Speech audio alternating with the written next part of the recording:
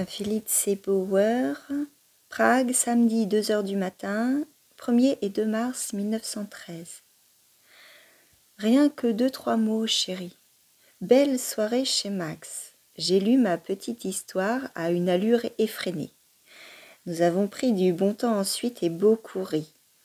Une fois qu'on a fermé portes et fenêtres pour échapper à ce monde, on peut créer çà et là l'impression, voire l'amorce de la réalité effective d'une belle existence.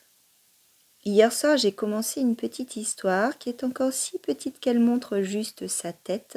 On ne peut rien en dire et je suis d'autant plus coupable de l'avoir laissée aujourd'hui à rebours de toutes mes bonnes intentions pour aller chez Max. Si elle vaut quelque chose, elle pourra sans doute quand même attendre jusqu'à demain. 2 mars 1913. Dimanche après-midi. Suis très distrait.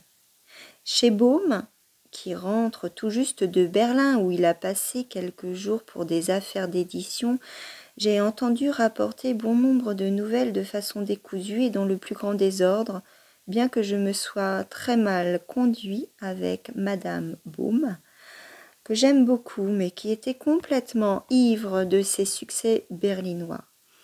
Comme elle coupait sans arrêt la parole à Oscar, je l'ai enguirlandée et mise à la porte de la pièce. J'étais montée avec des maux de tête et suis toujours là avec des maux de tête. Au reste, Oscar fera une lecture publique le 1er avril dans la salle Kleindorfs. Dois-je venir à Berlin avec lui? Les maux de tête remontent à la nuit. Je n'ai pas pu contrôler mon énervement hier soir, ça repartait sans arrêt, je n'ai pas réussi à m'endormir et je n'ai cessé de me tourner dans mon lit. Le bon sens ordinaire me disait que je devrais sortir de mon lit, mettre à profit la douce nuit et écrire, mais quelque chose m'en a empêché. La lettre annoncée n'est pas arrivée, chérie. Ne pas annoncer, chérie, ne pas annoncer, quand ensuite ça ne suit pas. Je me satisfais de tout, un mot qui vient de ton cœur me suffit, mais n'annonce rien, chérie, qui ensuite ne vient pas. Je n'ai toujours pas eu l'adresse de ta sœur et il est déjà grand temps.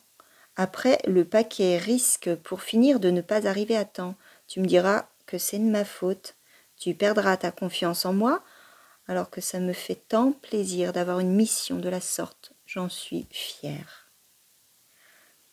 Envoie-moi aussi tout de suite un bout de papier que je pourrais y joindre parce que sans cela, je ne vois pas comment je devrais expliquer à ta sœur que c'est toi qui es la donatrice, sauf si tu lui annonces directement.